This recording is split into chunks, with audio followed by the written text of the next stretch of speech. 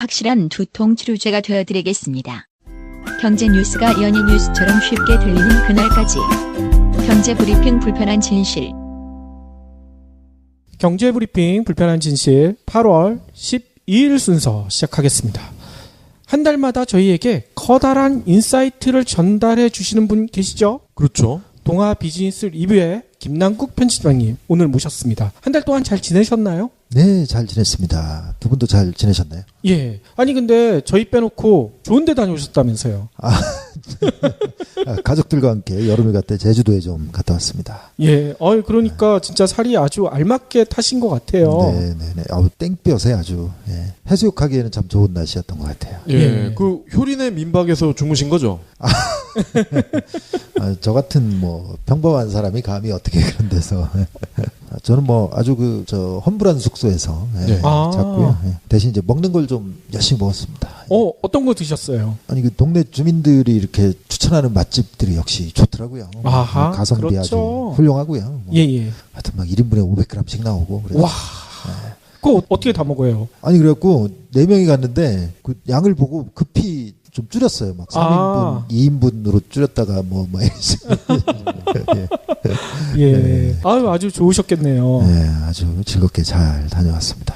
예. 아니 그러면 오늘은 또 어떤 인사이트를 저희한테 선물해 주실 건가요? 네, 오늘은 그 생각을 생각하다 이런 주제로 한번 좀 말씀을 드려보려고 합니다. 생각을 생각하다. 네. 저 이제 DBR이 이제 여름 휴가철에는 보통 조금 이렇게 그 인문학적인 주제라든지 경영에서 좀 한 발짝 약간 좀 떨어진 그런 주제들을 좀 다뤄요. 예. 휴가 때 이제 현업에서 이제 한 발짝 떨어져서 비즈니스 현장에서 한 발짝 떨어져서 한번 생각을 해보시라 이런 취지로요. 아하. 그래서 이제 이번 호의 그 여름휴가 특집호처럼 만든 게 이제 그 생각에 대한 생각입니다. 예. 아니 근데 왜 생각을 해야 되는 거죠? 네, 왜 생각에 대한 생각을 했는지 이걸 좀 말씀드리면 좋을 것 같은데요. 사실은 그 인류가 이렇게 발전해온 세상을 이해하고 이렇게 이 역사를 이렇게 발전시켜온 경로를 이렇게 곰곰이 돌이켜 보면 사실은 모든 게 다 생각에서 비롯됐거든요. 그렇죠. 그래서 대표적인 게 이제 아인슈타인입니다. 아하. 이게 좀 되게 재밌는 일화가 아인슈타인이 이제 유럽에서 이렇게 있다가 프린스턴대에서 영입을 했거든요. 예. 근데 이제 영입을 해갖고 되게 이제 유명해졌으니까 프린스턴대에서 이제 딱 영입을 해오니까 이제 미국 사람들이 막 이 인류의 그 어떤 한계를 그 과학의 어떤 새로운 패러다임을 연 막 위대한 학자가 왔으니까 막 무지하게 많은 질문을 했나 봐요. 그랬겠죠. 네, 근데 이제 좀 괜찮은 질문도 있었는데 막 좀 이렇게 아인슈타인이 그렇게 훌륭하다는데 얼마나 지식이 많은지 떠보자 막 이런 취지에서 소리의 속도가 얼마예요? 막 이런 식의 아주 이렇게 단순한 질문. 요즘으로 치면 네이버에 물어보면 바로 나오는 그런 질문들도 좀 많이 했나 봐요. 그러니까 약간 그 아인슈타인이 좀 짜증을 내면서 이런 얘기를 했다고 합니다. 나는 솔직히 소리의 속도가 얼마인지 그거는 잘 모르겠다. 그건 책 찾아보면 아는 거 아니냐. 책에 나온 정보를 난 기억하느라고 그렇게 애쓰지 않는다. 아하. 나는 책에나 안 나오는 거 연구한다. 딱 이런 말을 했다고 합니다. 네. 멋있네요. 네. 그러니까 우리는 좀 주입식 교육이라 공부, 생각 이런 거 하면 당연히 이렇게 공식을 외우거나 그죠? 영어 단어를 외우거나 이런 건데 사실은 이제 인류 역사를 바꾼 거는 전혀 그거하고는 상관없는 것 같아요. 대체. 그렇죠. 실제로 아인슈타인이 그 상대성 이론이나 이런 거를 오로지 사유의 힘으로 했거든요. 보통 과학자들은 실험하거나 이런 생각 속에서 실험을 한 거예요. 대단한 거죠. 그러네요. 그러니까 보통 이제 우리는 화학자 실험실이 먼저 떠오르잖아요. 과학자 하면 이게 사유로 한 거예요.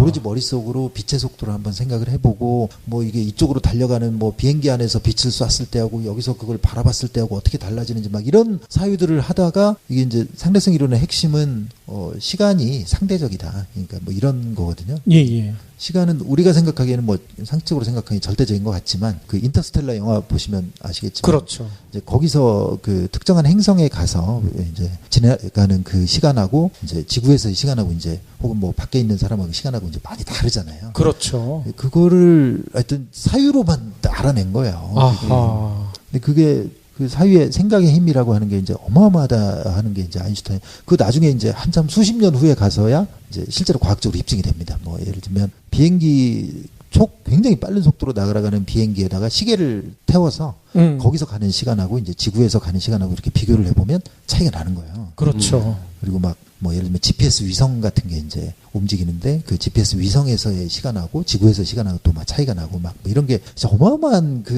이게 지구에서만 우리가 평생 살 수밖에 없는 사람들 입장에서는 뭐 도저히 상상할 수 없는 일인데 예. 그거를 그냥 생각의 힘만으로 막 이렇게 하는 막 이런 게 이제 대단한 거죠. 우리가 일반적으로 생각하는 과학자랑은 좀 다르다는 얘기군요. 예, 그러니까 이제 사유를 굉장히 많이 한. 그러니까 실험을 통해서 뭐 좀 입증하고 이런 거는 조금 이렇게 인크리멘탈한 뭐 이런 발견들이 나올 가능성이 많은데 이렇게 아주 깊이 있는 사유를 하면 완전히 틀을 바꾸는 막 이런 그 생각들을 할 수가 있게 되는 거죠. 네. 그렇군요. 그래서 네. 몇몇 사람들은 네. 아인슈타인이 네. 이 인간의 모습을 한 외계인이다. 네. 인간이 그런 생각을 할 수 없다. 생각을 할 수 없다. 막 뭐 네. 이런 얘기도 할 정도로 실제로 아인슈타인이 어떤 생각은요. 중력파 가설 뭐 이런 거 있잖아요.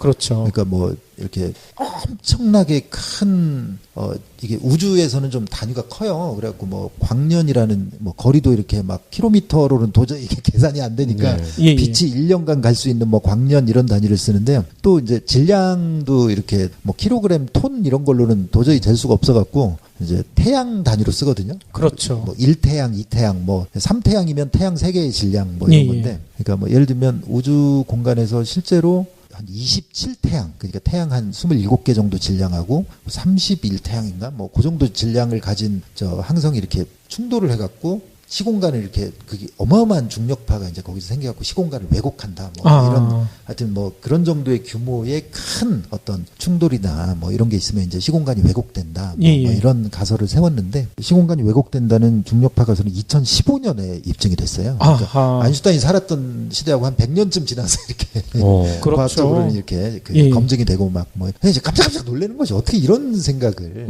그 시대에 이렇게 할 수가 있었나 뭐 이런 예. 게 진짜 정말 놀라운 거죠. 그렇죠. 또 절묘하게 잘 맞아요. 그러니까 뭐 저기 GPS에서도 이제 시간을 조정할 때 아인슈타인 이론대로 이렇게 했더니 정확히 이렇게 시간 보정이 되고 막 뭐 이런 거 놀라운 거죠. 진짜. 그러니까요. 네, 이런 예. 게 이제 어떻게 보면 생각이 정말 놀라운 힘인 겁니다.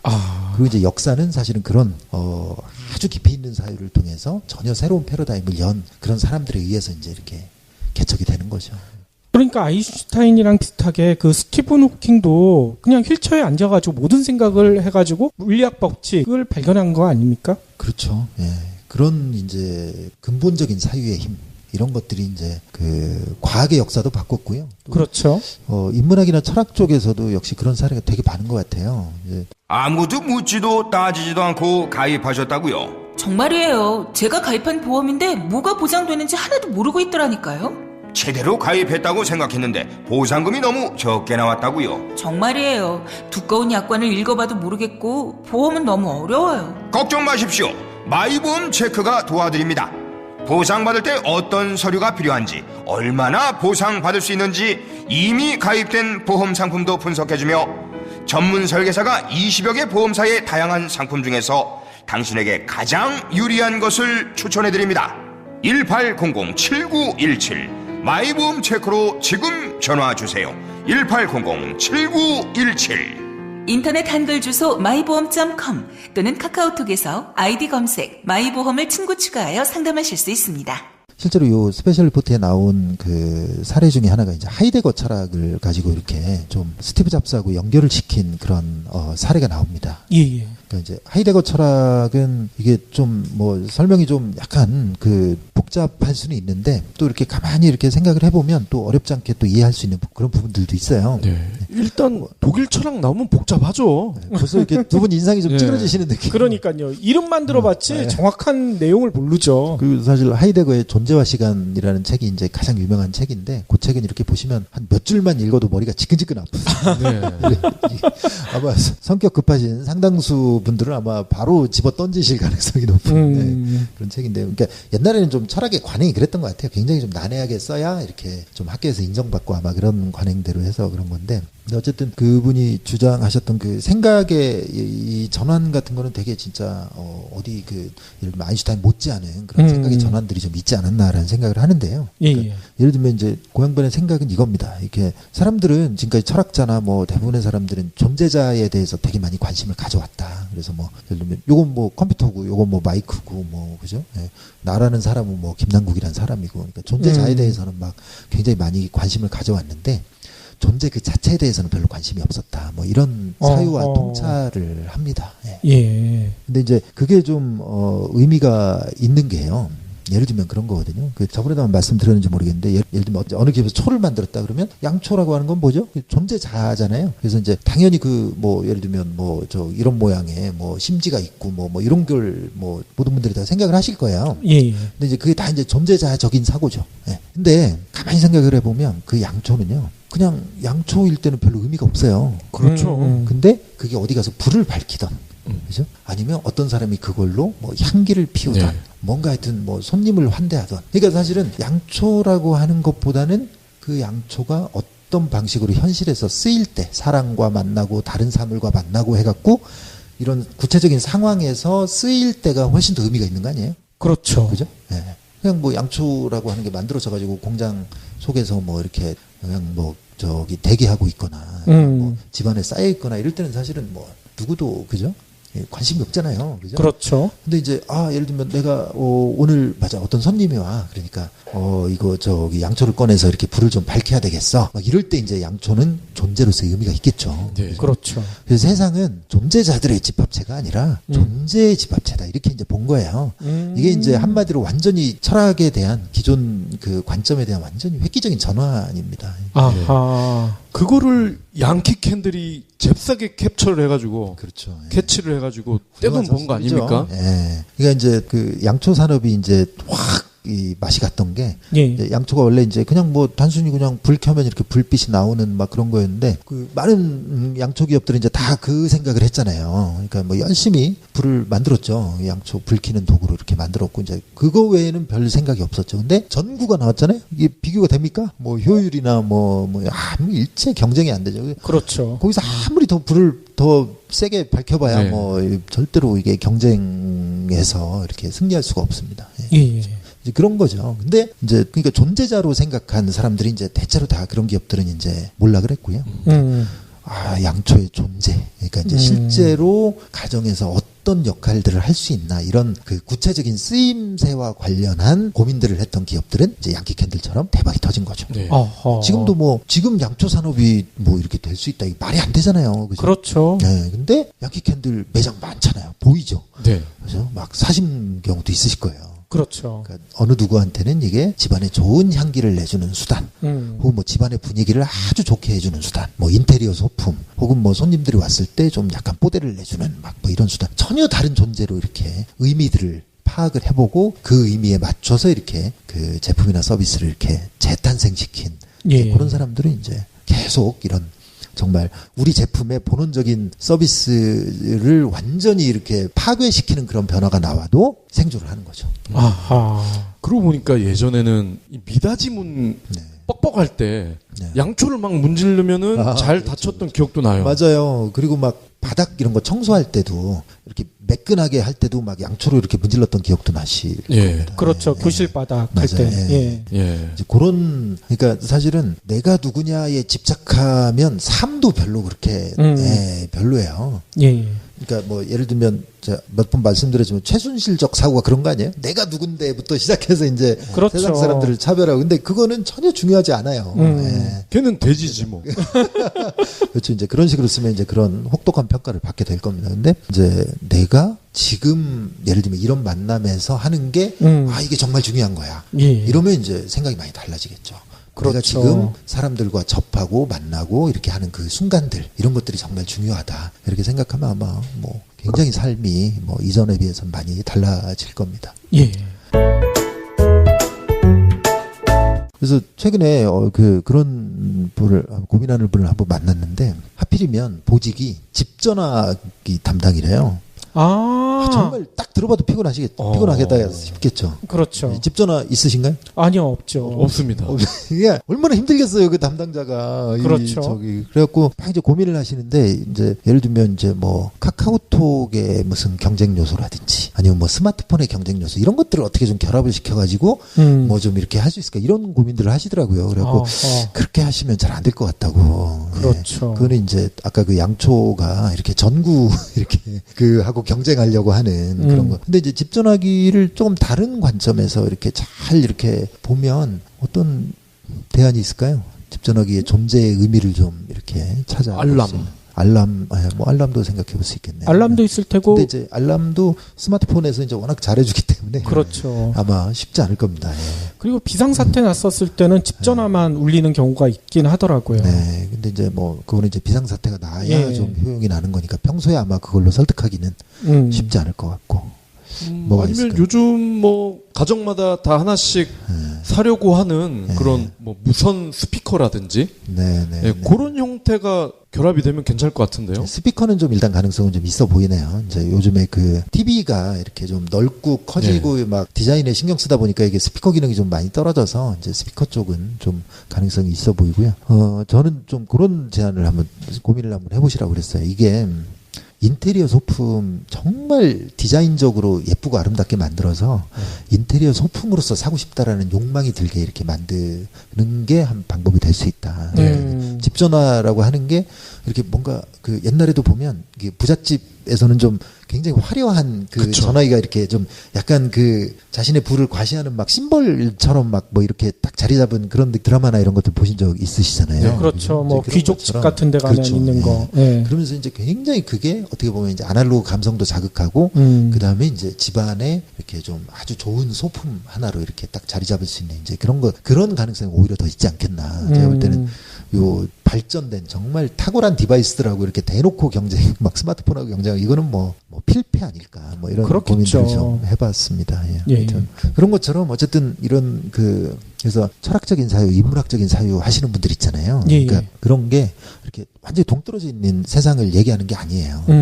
그분들의 사유가 다 이렇게 그 우리의 삶에 직접적인 영향을 줄 수 있는 그런 사유다. 뭐 이런 측면에서 이제 이런 얘기를 좀 드렸고요. 그래서 실제로 이제 그런 시도를 하고 계신 분이 계세요. 이 삼성전자에서 이렇게 디자인 하시다가 이분이 뭐 자랑스러운 삼성인상도 받으셨다는데 하여튼 김경묵 씨라고 그 인문디자인 경영연구에서 삼성을 나오시고 인문디자인 경영연구원을 이렇게 만드신 분이에요. 예.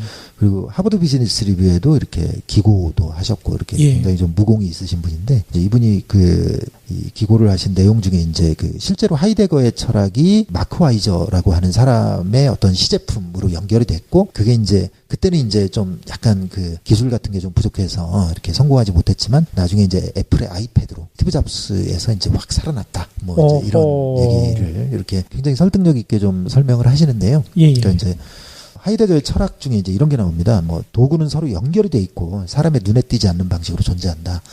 좀 어렵죠, 일단 딱. 약간 짜증 나시나?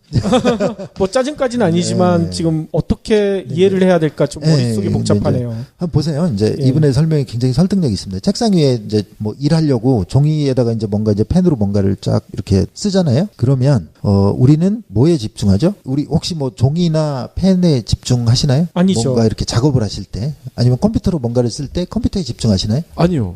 나타나는 결과물에 집중하죠. 그렇죠. 막 그림을 그린다 이러면 이제 그림에 집중하지 그 도구에 집중하지는 않잖아요. 네. 그렇죠. 그래서 눈에 띄지 않는 방식으로 존재한다고 얘기를 한 거예요. 그러니까 근데 이제 도구가 뭔가 문제가 생기면 이제 그때야 집중을 하죠. 뭐 컴퓨터가 갑자기 뽀이 갔거나 그러면 이게 왜 이래 막 볼펜이 뭐 연필이 부러졌다 이러면 이거 뭐야 뭐 이러면서 이제 연필에 집중하죠. 그러니까 이제 이게 뭐냐면 우리가 하는 그 활동 그 존재에서 이제 이 인간이 가장 중요하게 생각하는 거는 도구가 안 보이는 방식으로 존재할 때 오히려 더 그 인간의 더 이제 그 존재에 더 큰 의미를 주는 거거든요. 아하. 근데 이제 대부분 도구들은 막 드러내기 위해서 굉장히 많이 노력해요. 그렇죠. 최선을 다하죠. 그죠? 막 눈에 덧띄고 막 여기저기 버튼 만들어 놓고 막 우리를 눌러주세요. 막 쫙 막 설계해 놓고 막 뭐 이렇게 하잖아요. 여기 있는 뭐 대부분의 도구들 보시면 나를 좀 제발 주목해 주세요. 근데 이제 그 하이데거의 사유는 정반대인 거죠. 굉장히 그렇지 않아요? 그렇죠. 도구는 사람의 눈에 띄지 않는 방식으로 존재하는 게 훨씬 더 그죠? 의미가 있는 거죠. 그것도 도구는 또 다 연결돼 있어요. 그러니까 뭐냐면 여기 종이 볼펜은 여기 탁자가 있으니까 존재가 가능한 거죠. 그렇죠. 이 탁자는 또 바닥이 있으니까 존재가 또 이 바닥은 또 이 건물이 있으니까 존재가 가능한 거고요. 건물은 또 뭐 도로와 뭐 하여튼 이런 공공 기반 시설과 뭐 이런 것들이 그러니까 사실은 세상은 다 연결이 돼 있는 거죠. 이런 철학자들의 사유가 참 놀랍지 않나요? 진짜. 예. 그런 관점인데 그래서 이제 그 아이패드를 보시면 그게 아무것도 없잖아요. 그렇죠. 아무것도 없고 그래서 막 드러내는 버튼 막 이런 거 싹 다 없어지고요. 그죠? 그래서 이제 눈에 띄지 않는 방식으로 이렇게 존재를 하고 있고 그다음에 마우스, 키보드 이런 거 막 싹 다 없어졌잖아요. 그렇죠. 이런 것들이 이런 그 철학적인 사유들이 현실화돼서 이렇게 비즈니스로 이제 연결이 된 이제 그런 사례다. 뭐 이런 설명들을 하면서 굉장히 좀 설득력 있게 이런 그 아주 세상에 대한 존재에 대한 깊이 있는 사유들이 이렇게 제품과 서비스로도 연결이 될 수 있다. 뭐 이런 측면들을 좀 보여준 사례인 것 같고요. 그리고 실제로 이분이 철학자들하고 작업을 하고 있어요. 그래요? 이분이 그 동양 철학하시는 분, 서양 철학하시는 분 이런 분들하고 이렇게 같이 철학적인 사유들을 이렇게 계속 현실에서의 디자인, 현실에서의 제품 뭐 이런 것들하고 이렇게 연결을 시키는 작업들을 하고 있습니다. 와, 철학이 디자인으로 연결된다는 거는 진짜 처음 알았네요. 네네네. 충분히 근데 굉장히 설득력이 있어요. 이제 아까 그 하이데거하고 그 아이패드하고 연결시킨 것도 그렇고요. 또 이제 노자의 그 무 혹은 허 뭐 이런 사상들 있잖아요. 동양 철학에서는. 예. 근데 그 사상을 또 이제 무인양품, 일본의 무지 브랜드 있잖아요. 브랜드를 없앤. 뭐 그런 브랜드하고 또 연결을 시키기도 하고 이렇게 접점들을 이렇게 좀 찾아나가는 그런 노력들을 굉장히 많이 하고 있습니다. 그러면은 에어비앤비나 우버도 제레미 립킨 교수인가요? 네네네. 그 소유의 종말. 그렇죠. 네. 그 책을 보고 철학을 해서 나온 서비스다 이렇게 봐도 되겠네요. 그 책을 보고 뭔가를 영감을 받았는지 안 받았는지는 도저히 제가 확인할 수는 없으나 이제 생각이라고 하는 게 예를 들면 뭐 제레미 립킨이 생각을 한 것일 수도 있고 또 뭐 이미 그 동양에서는 그 이제 그런 비슷한 생각들이 이제 되게 많이 뭐 있었으니까 뭐 여러 가지 소스들은 있었을 것 같고요. 근데 어쨌든 서비스를 기존 방식대로 그러니까 기존의 호텔업을 하려면 일단 호텔부터 지어야 되고 이런 식의 그 사고에 얽매여 있었다면 뭐 나올 수는 없었겠죠. 근데 이제 또 재밌는 건 그 에어비앤비 같은 경우는 실제로 창업자들이 그런 이유에서 했대요. 이렇게 자기 그 개인의 그 이해관계. 그렇죠. 되게 비싼 그 샌프란시스코에 살았는데 우리가 임대료가 되게 비싸잖아요. 그렇죠. 근데 좀 임대료 내기 힘드니까 이렇게 마침 그 샌프란시스코 무슨 박람회가 있었나 봐요. 그 박람회에 이제 사람들이 많이 오면 호텔 잡기 힘든데 자기도 이제 그 무슨 프로그래밍 뭐 이런 일을 하고 있었나 봐요. 그러니까 거기 어차피 저 박람회 오는 사람들이 나랑 이해관계도 맞을 텐데 우리 방 좀 빌려주고 우리는 좀 임대료 좀 벌고 그러니까요. 또 얘기도 잘 되고 뭐 같은 비슷한 뭐 업종이면 뭐 재밌게 얘기할 수도 있고 이럴 것 같아서 한번 해봤더니 장사가 되는 거예요. 그래갖고 요거를 확대시킨 거예요. 예, 그렇죠. 그러니까 또 이것도 되게 재밌는 통찰인데 막 우리가 막 거대한 플랫폼을 만들겠어 막 이래갖고 플랫폼이 되지는 잘 않는 것 같아요. 그렇죠. 이제 굉장히 훌륭한 비즈니스 아이디어는 나와 내 일상 속에서 이렇게 찾는 그 사소한 불편함, 내가 뭐 하고 싶은 거, 막 이런 것들만 잘 천착해도 굉장히 좀 좋은 비즈니스가 나올 수 있다라는 생각을 합니다. 그러면 저는 여기서 그게 좀 궁금해요. 철학자들이 생각하는 방식이 어떤 건가. 보통 이런 얘기들 많이 하잖아요. 아무 생각을 안 할 때 오히려 생각이 더 잘 난다. 네네. 진짜 그런가? 이게 좀 저는 궁금하거든요. 굉장히 중요한 포인트인데요. 명상이라는 게 있잖아요. 그렇죠. 명상이 흐릴 명자, 그러니까 흐릿하게 하는 거예요. 생각을 흐릿하게 하는 거예요. 그렇게 되나요? 네. 그러니까 명상이 막 뭐 어떻게 생각하시는지 모르겠는데 밝은 게 아니었어요. 저는 밝을 명자일 줄 알았는데 흐릿한 명자군요. 밝은 거 아니에요. 오히려 우리가 너무 많은 생각 속에 사로잡혀 있어요. 그렇죠. 진짜로 평소에 보면 이렇게 5만 가지 생각한다고 그러는데 이렇게 가만히 한번 생각해 보세요. 내가 지금 뭐 생각하고 있지 이러면 이런 경험 한번 딱 내가 1분간만 아무 생각 안 해봐야지 딱 해보세요. 1분 하기 힘듭니다. 그거 진짜 힘들어요. 힘들어요. 진짜 한번 해보세요. 지금 당장 한번 해보세요. 1분 동안 내가 딱 이거 지금 정지 버튼 일시정지 버튼 누르고 1분간만 내가 아무 생각 안 해봐야지 아마 거의 100% 실패하실 겁니다. 중간에 막 계속 생각이 들어옵니다. 그렇죠. 개밥 뭐 줄까 저 새끼는 나한테 왜 저랬지 부터 해갖고 막 별 생각이 다 나고. 그렇죠. 1분 언제 지나가나 이 생각도 들고요. 네. 그러니까 진짜로 이렇게 고요한 상태로 만드는 거 무지하게 힘들어요. 예. 그것도 제가 그 명상 좀 해보신 분한테 얘기 들어보니까 꽤 긴 시간, 예를 들면 5분, 10분 정도 이렇게 아무 생각 없이 이렇게 멍 때리고 있을 수 있는 건 대단한 거래요. 아하. 네. 그 명상을 굉장히 오래 한 사람이 이렇게 할 수 있는 그런 거라고 그러더라고요. 예. 근데 이제 그 문제가 뭐냐면 우리들은 생각은 이렇게 계속 떠오르는데 깊이 있게 안 해요. 이제 요 생각했다가 또 다른 생각이 탁 떠올랐다가 탁. 그렇죠. 계속 반복이 됩니다. 이 잡생각 때문에. 잡생각이 막 무지하게 나는 거죠. 근데 이제 그게 굉장히 스트레스의 원천이기도 하고, 그 뇌를 전혀 이렇게 쉬지도 못하게 하는 그런 요소기도 하고요. 그렇죠. 오히려 한 10분 정도 진짜 멍 때릴 수 있는 정도의 그 역량을 가지시면 대단히 삶에, 그러니까 정말로 깊이 있는 생각도 이제 더 잘할 수 있고요. 예. 한 주제를 갖고 이렇게 굉장히 깊이 있게 이제 생각을 할 수 있는 그런 파워가 이제 그런 데서 생긴다고 그러더라고요. 그렇죠. 철학자는 아니더라도 이렇게 크리에이티브한 분들 얘기를 들어보면은 뭐 샤워할 때, 맞아요. 운전할 때, 응가할 때, 뭐 이럴 때 기발한 아이디어가 나온다고 하더라고요. 그래서 이렇게 생각이 이렇게 좀 휴식을 취하거나 그래서 철학자들이 이렇게 산책 많이 하잖아요. 그런 것도 이제 다 이유가 있는 것 같아요. 예, 칸트도 그랬었고. 그리고 뭐 휴식을 더 많이 이렇게 적절한 휴식을 취하고 막 이런 게 이제 생각에는 굉장히 큰 도움을 주는 것 같아요. 그래서 저희가 주 4일째를 하고 있거든요. 3일을 좀 쉬면 나아질까? 예. 근데 그것도 좀 그러니까 이제 그런 적절한 휴식도 필요하고요. 또 이제 요런 좀 괜찮은 생각들에 대해서 아까 이제 하이데거 같은 것도 찾아보시면 되게 이렇게 좀 쉽게 이제 요즘에는 그 철학들을 해석해 놓으려고 이렇게 접근하는 책들이 많아요.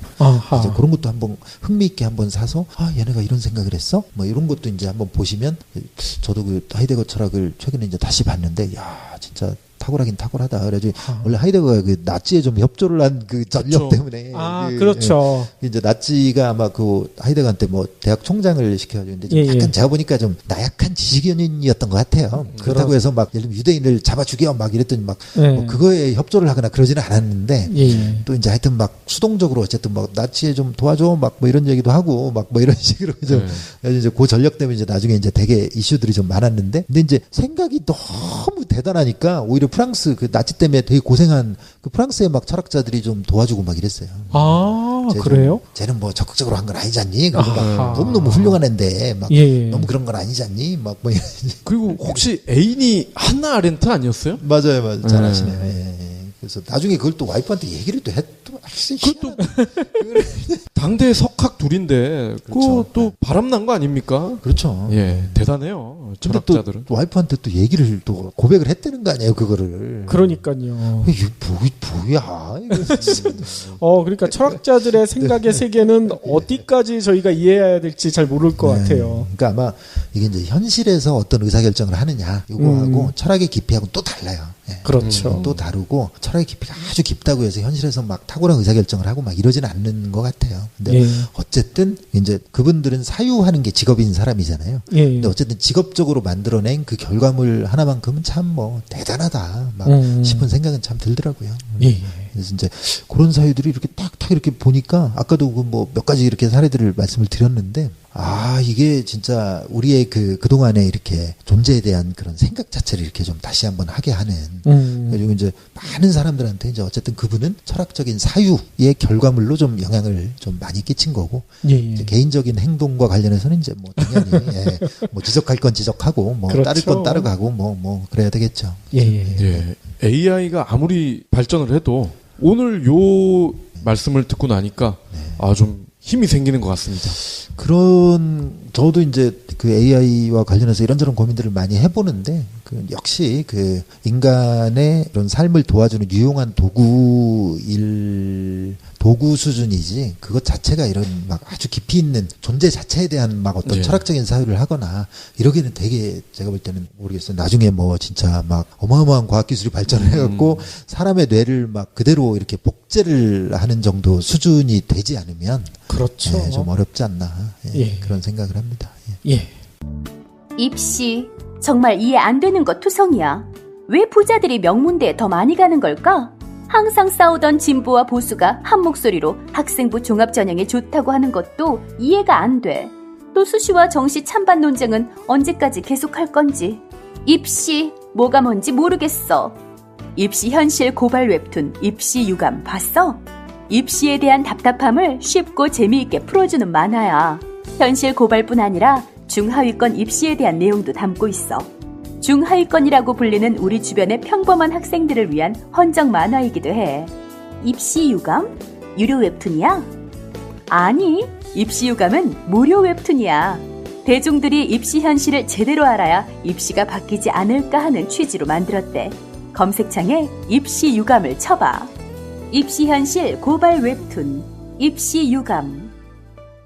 그러면 또 다른 어떤 통찰력을 저희한테 전해주실 건가요? 저희가 그 DBR에서 굉장히 열심히 하는 게 이제 사례 연구거든요. 이렇게 케이스를 지금 현재 벌어지고 있는 케이스를 전달한다는 측면에서는 뭐 저희가 대한민국에서는 뭐 독보적이다라고 생각을 해요. 근데 이제 현재 벌어지고 있는 케이스 중에서 이게 진짜 이게 기존 방식하고 좀 많이 다른 것들이 많아요. 예. 근데 이제 그런 거를 세상이 참 많이 변했구나 이런 거를 좀 보여주는 대표적인 사례가 아닌가 싶은데요. 여행에 미치다라고 그 SNS에서 이렇게 되게 많은 사람들이 이렇게 영향력을 끼치고 있는 뭐 그런 브랜드가 있어요. 네. 혹시 처음 들어보셨나요? 네.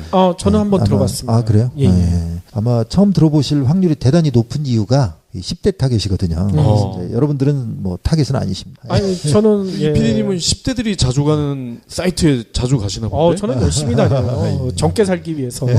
그러시군요. 근데 이제 요분이 29살이신데 한 평범한 대학생. 올해 초에 한 150만 명을 넘겼다고 하더라고요. SNS에서. 근데 저희 그 SNS 쪽 사업하시는 분 만나봤는데 그 유머팀인가 뭐 이런 거 하는데 한 몇십만 이렇게 모으기가 그렇게 힘들대요. 그렇죠. 네. 그리고 사실은 뭐 거대 기업들도요. 이렇게 자기 팬페이지에 막 그 팬을 이렇게 막 수십만 이렇게 확보하는 거 정말 만만치 않거든요. 네. 그럼요. 근데 대학생이 그냥 혼자서 이렇게 150만 넘기고 진짜 대단한 겁니다. 예. 되게 재밌는 게 기존 미디어들 있잖아요. 예. 콘텐츠로 먹고 사는 기존 미디어도 이렇게 페이스북 페이지 운영하면서 이 정도 숫자 못 모아요. 그러니까요. 네. 콘텐츠 만드는 게 일인 사람들이. 예. 그죠? 그런 또 인력이 수백 명이 있는 조직이. 그죠? 예.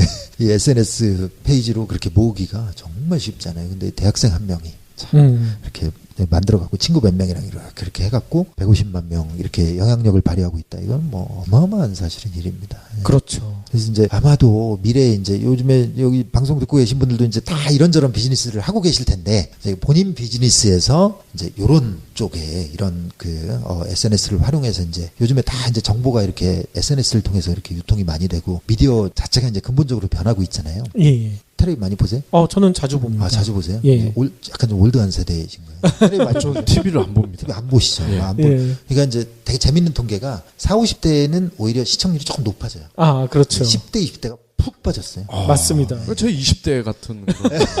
이거 또 요번엔 또 거꾸로 얘기해요. 예. 그러니까 진짜로 이렇게 막 크게 이렇게 왔다 갔다 하거든요. 그렇죠. 이제 구매력이 강한 어쨌든 뭐 미래의 주역들 막 이런 사람들을 공략을 하려면 SNS를 모르고는 이게 좀 공략하기 힘듭니다. 그렇죠. 그 상반기에 가장 한국 사회를 달군 콘텐츠 뭐죠? 대선 아닙니까? 뭐 대선도 있고요. 근데 이제 콘텐츠 중에서 방송 콘텐츠 중에서 알쓸신잡 얘기하시는 건가요? 아니요. 프로듀스 101이 뭐 완전 쓸었죠. 네. 그것도 10대들이 좋아하는 건 알고 있는데요. 예. 저희는 사실 잘 몰라요. 별로 아니 이제 연애 10대하고요. 여성. 네. 여긴 또 중장년의 남성이시기 때문에 아마 그러니까요. 그 뭐지 막 뭐 이러시는데 그래서 101이라고 하죠. 저희는. 네. 보통 이제 100일 혹은 뭐 하여튼 좀 다르게 발음하시죠. 예, 그렇죠. 되게 100일 이러면 이제 굉장히 좌절감을 느낍니다. 원어원 팬들은 굉장히 좌절하십니다. 예. 아니, 저는 원어원이 101명이라는 얘기를 얼마 전에 듣고 깜짝 놀랐어요. 101명이 어디 다 나올 수가 있나, 이 생각을 했었거든요. 저는 처음에 롤인 줄 알았어. 예. 참, 원어원 팬들이 보시면 아마, 정말, 주먹을 지금 불끈 쥐고 지금 그래서 롤 잘하는 애들이 프로듀서가 됐나. 예, 전혀 별세계에 살고 계시는군요. 예. 근데 하여튼 그게 막 거의 막 난리가 났었거든요. 예. 근데 그 시청률이 한국 사회를 뒤흔들어 놨는데 그 시청률이 4~5%밖에 안 나왔어요. 그러니까 TV를 통한 시청률은. 아하. 근데 뭐가 도대체 뒤집힌 거냐? 이제 SNS 막 뭐 유튜브 이런 데가 뒤집힌 거죠. 아하. 요즘엔 다 이제 그런 방식으로. 그렇죠. 이렇게. 최근에 SNS에서 화제가 됐던 그 콘텐츠 중에 하트 시그널이라는 프로가 있어요.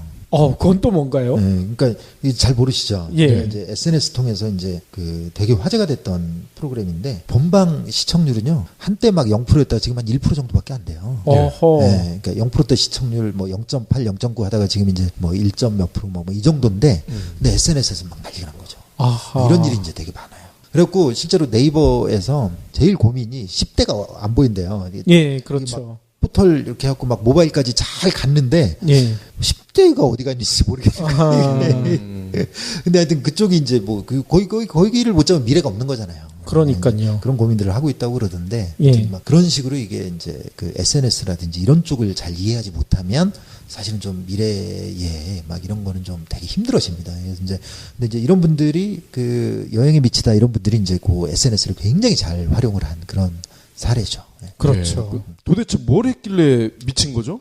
몇 가지 좀 성공 비결을 좀 분석을 해보니까 일단 첫 번째로 아주 그 콘텐츠 자체의 공략 대상을 명확하게 좀 잘 선택을 한 것 같아요.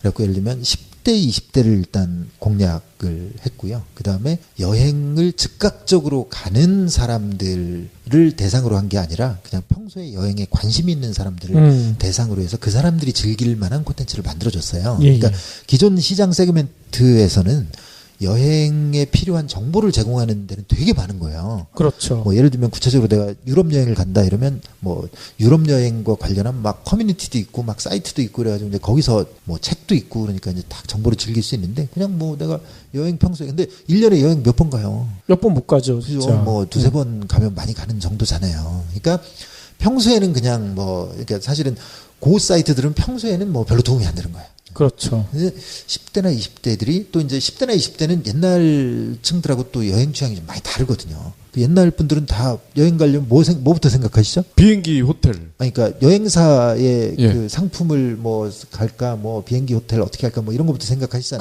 그렇죠. 근데 여기는 되게 이제 자유여행이 되게 많아요. 그래가지고 막 뭐 하여튼 좀 그 프로그램 자체를 막 어디에 막 정해진 프로그램 이런 거 속박되는 것도 좀 싫어하고. 그러니까. 막 이제 완전히 새로운 데 찾아가는 거 막 이런 거 되게 좋아하고 막 이렇거든요.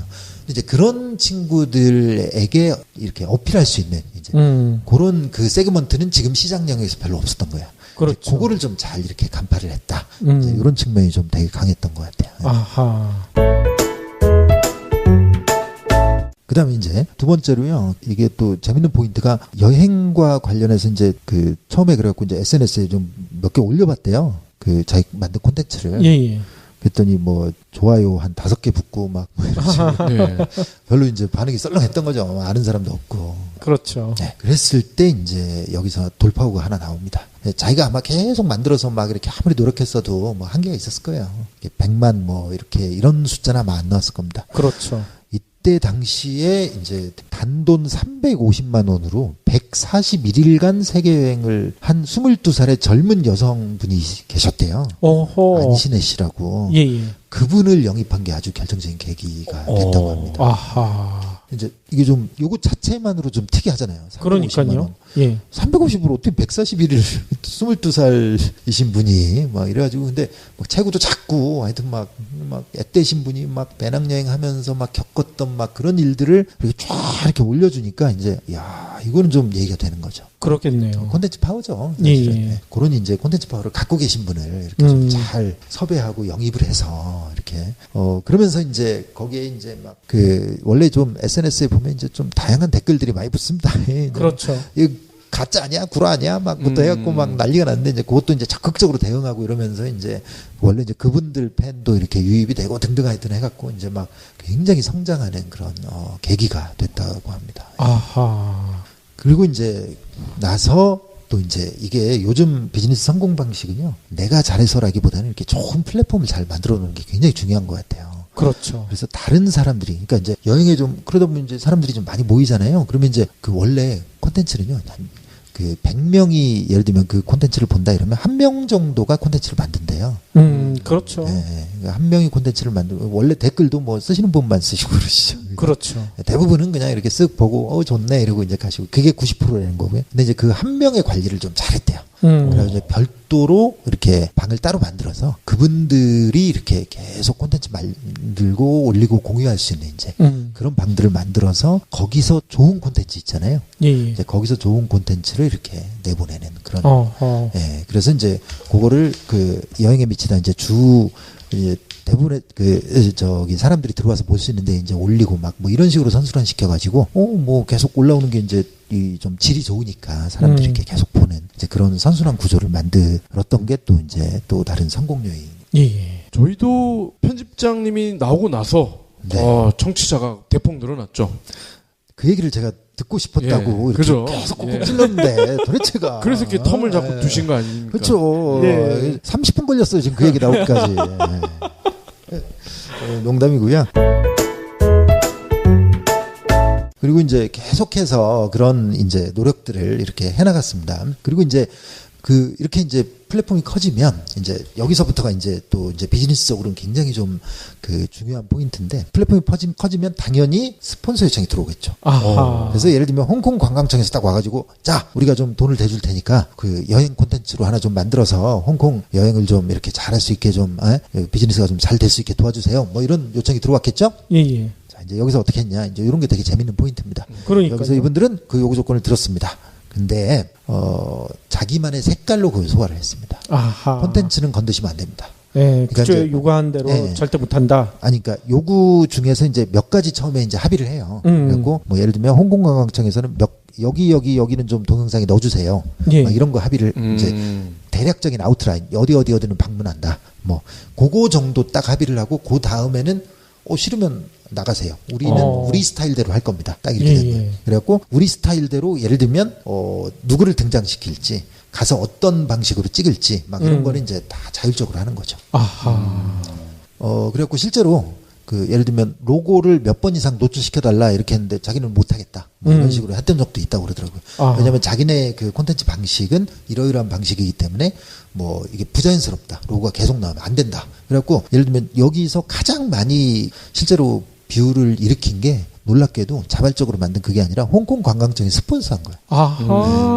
홍콩 관광청에 스폰서를 했는데 진짜 이렇게 영상 딱 보시면 지금도 여행에 미치다 그 SNS 홈페이지 그 페이지에 들어가서 거기 지금 가장 잘 보이는 곳에 노출이 돼 있거든요. 그러니까 지금 뭐 되게 쉽게 보실 수 있을 겁니다.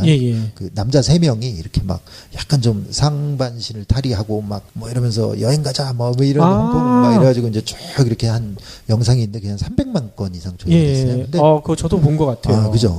보셨을 겁니다. 이제 몇 가지 그 영상의 그 특징들이 있어요. 그러니까 막 굉장히 중독성 있는 뭐 댄스를 한다든지. 그렇죠. 뭐 이런 거. 그리고 뭐 좀 약간 되게 즉흥적으로 하고 약간 좀 아마추어리즘 막 이런 걸 강조합니다. 그러니 뭐 뭔가 이렇게 때묻지 않은 막 뭐 그런 그리고 되게 실제로 즉흥적으로 한대요. 가가지고 현지에 가서 막 콘티 이렇게 상의해서 막 즉각적으로 이렇게 막 수정하기도 하고 막 뭐 이런 식으로 한다고 합니다. 그러니까 이제 기존 방식대로 막 아주 세밀한 막 카메라 웍이 어떻게 돌아가고 막 이런 것까지 협의를 할 수도 없는 거예요. 기존 방식은 이제 막 다 그거 미리 짜놓고 막 이런 거잖아요.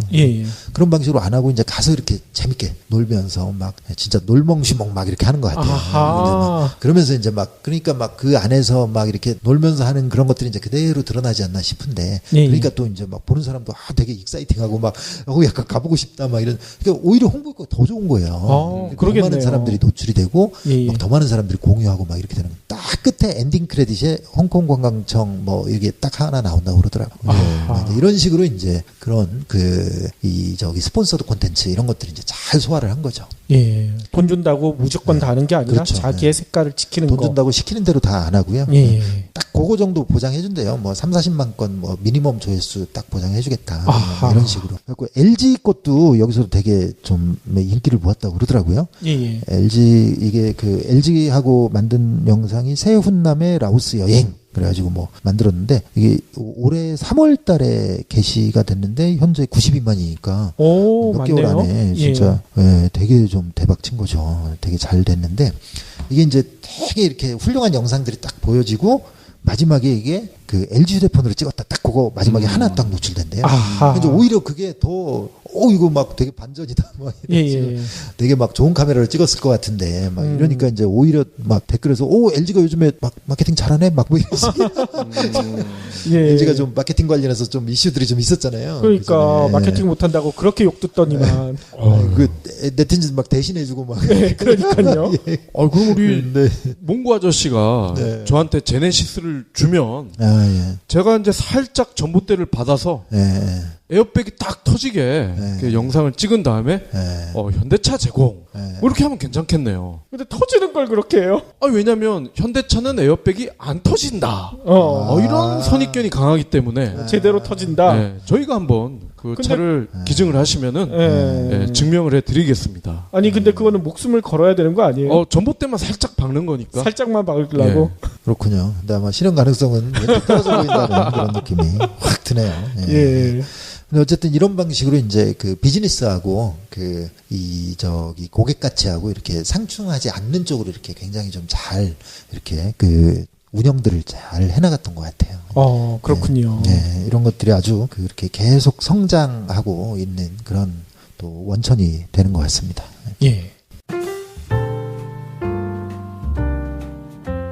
커피 향이 좋네요. 강릉의 유명 커피하우스에서 공수했죠. 거기 저도 가봤는데 앉을 자리가 없더라고요. 그곳에서 4차 산업혁명의 열쇠를 찾았어요. 이곳의 바리스타 주인을 보면서 전문가가 머리에 딱 박히더라고요. 전문가요? 늘 있던 용어잖아요. 김기춘, 우병우도 법 전문가인데 하지만 결말이 크다. 변호사, 검사, 의사 같은 사자가 아니라 전문가와 같은 가의 시대라는 겁니다. 사자나 가짜나 평생 직업이긴 하지만 가짜의 경우에는 배타적으로 보호되지 않아요. 그러니까 지속적으로 서비스를 개발하고 공부해야 한다는 거죠? 맞습니다. 인공지능이 제 아무리 빅데이터를 잘 분석해도 수시로 바뀌는 변화를 콕 집어내는 건 사람, 즉 전문가입니다. 전문가 되기도 어려울 텐데 비결이 없나요? 관철, 격, 유 이 네 가지를 겸비하면 됩니다. 세계가 일본된다를 쓴 홍성국 저자의 신간 인재 대 인재 정도 가시면 됩니다. 급변하는 미래를 돌파하는 네 가지 역량. 인재 대 인재. 도서 출판 메디치. 오늘도 김남국 편집장님한테 진짜 놀라운 인사이트 많이 배운 것 같습니다. 그러면 다음 달에도 저희 뵈야 되는데 다음 달에는 언제쯤 나와 주실 건가요? 다음 달에는요 불러주시는 날 나올게요. 불러주시면 또 나가겠습니다. 다음 달에도요 여전히 되게 좀 이렇게 삶과 인생과 비즈니스에 대한 아주 깊이 있는 고민들을 조금 더 많이 하고 또 이렇게 현장에서 벌어지고 있는 아마 다음 달에 이거 얘기를 할 수 있을지 없을지 모르겠는데 또 되게 재밌는 그 화장품 관심 있는 분들 같은 경우에는 그 아실만한 그 화장품 앱이 있어요. 400만 다운로드가 돼요. 400만. 이야. 액티브 유저 100만 하여튼 막 어마어마하더라고요. 장난 아니네요. 이게 다 이제 제가 말씀드리는 게 다 지금 현재 벌어지고 있는 비즈니스거든요. 이게 비즈니스 성공 방정식이 옛날하고 좀 진짜 많이 틀려요. 옛날에 그렇죠. 예를 들면 미디어를 업을 한다 이러면 당연히 좋은 기자나 PD를 채용을 해서 좋은 콘텐츠를 만드는 것부터 생각하는데 염이 완전 다르잖아요. 그렇죠. 외부 인플루언서 영입하고 막 모바일이나 온라인 통해서 그러니까 여행 가는 친구들이 직접 찍은 거예요. 자기네들이 막 찍고 편집해서 이걸 올리는 걸로 많은 사람들을 이렇게 영향력을 행사하고 그러니까 또 비즈니스가 되고 완전히 다른 방식이잖아요. 그죠? 그렇죠. 저희도 둘이서만 하는데요. 그렇죠. 꼴랑 둘이서 이렇게 훌륭하지도 않은 콘텐츠를 참 신기해요. 그러니까 이제 전혀 다른 방식의 이런 비즈니스들이 이제 계속 펼쳐지고 있고 이런 분들이 세상을 바꿀 겁니다. 그 화장품 앱 하시는 분도 화장품 유통 자체를 바꾸고 있어요. 진짜 재밌더라고요. 그것도 한번 나중에 다음번에 또 말씀드릴게요. 다음 시간도 상당히 기대가 되네요. 그러면 오늘도 긴 시간 동안 귀한 말씀 너무나 감사드리고요. 다음 달에 뵙도록 하겠습니다. 네, 감사합니다. 수고하셨습니다.